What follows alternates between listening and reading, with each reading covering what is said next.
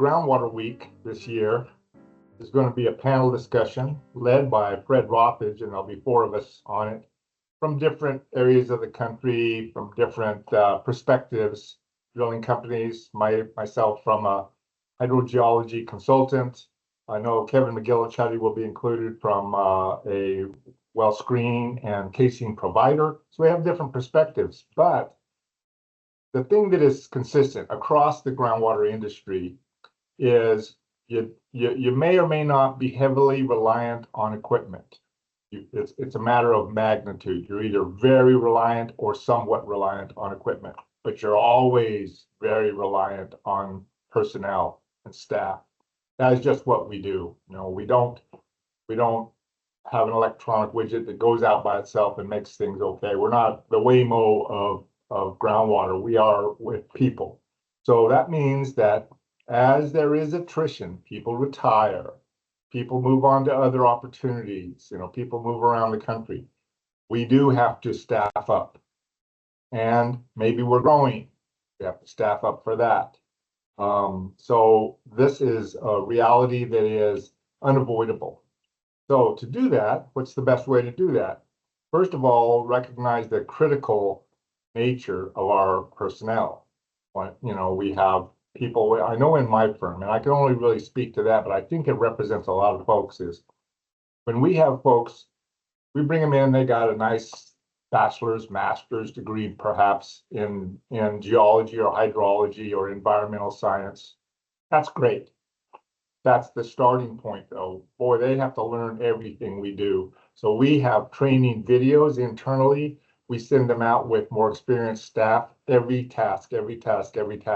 It takes years, over a year at least, for a person in the field to get up to speed on all the different things we do. And is that huge investment worth it? It's necessary. It's absolutely worth it, because if they do something wrong, it makes us vulnerable to repercussions from our clients. We have to do things right. There's no question about it. And along the way, they have to learn to write. They have to learn our business. We're not in the business of losing money. We're in the business of making money. You know, there are regulatory agencies that are perhaps more driven by, you know, a mandate, but we're a for-profit organization, and most folks in the groundwater industry are. So we want to make some money, but we want to be competitive. We want to be ethical. We have to be ethical and do the right thing. So with all this in mind, how do you mentor folks? How do you set them up for the next, you know, I am, as you can perhaps tell, no spring chicken, and maybe someday I'll slow down and retire. And so we'll need a new person to step in. I can tell you that around this shop, we have lots of them, and they're sharp as a tack, and they're rising stars and stuff. And there's some of them that have 1 or 2, sometimes 3 decades of experience, and yet I have them talking to me every day and wanting some interaction, which you could call mentoring. So there's simple things from more junior staff. You know, what's the difference between mud viscosity and filtrate? You know, those sort of things. What's the difference between mud viscosity and weight, and those sort of things? Simple, and we teach that. What about you know, extreme things, you know, subtleties of contract negotiation or personnel issue? We have a fussy client that wants one particular person, but that person's already committed elsewhere. How do we work with that? It's a dance. There's not one answer. And all of us that have been around for a while that are doing the mentoring have been through this several times. And so we have an answer, and it's almost never a single answer for a single problem. It's very interactive. And so that's where the mentoring is appropriate. I see it on drillers' crews all the time. And one of the things that's important is to not be a, you know, higher than thou type personality. I see drillers that are very senior going up on the rig floor and helping with a task where this work is being done. Others could do that as well, but being up there shows they're part of the team. We do the same thing here. I help when we're just collating documents and whatever, doing things like that. No one's above that. And so that's part of the culture that you're introducing. And along the way, while you're doing that culture, you're probably teaching them something. And you don't have to try to teach. You just, if you can open your mouth to talk or behave, they will. So you lead by example. They will follow your actions.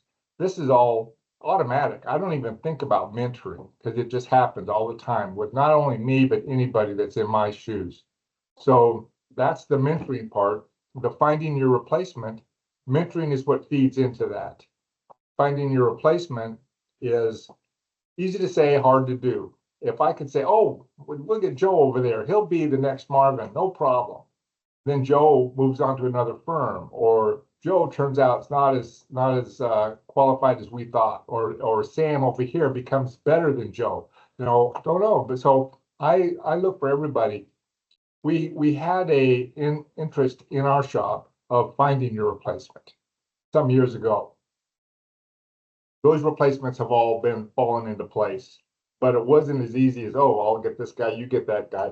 It doesn't work like that. But the qualified folks do float to the top. It's not unlike a drilling mud, except for the cutting. The cuttings float down, but the qualified people seem to float to the top, and that's just the way it is. So you don't have to. I don't believe that you have to identify a person and force them to be, the next administrator.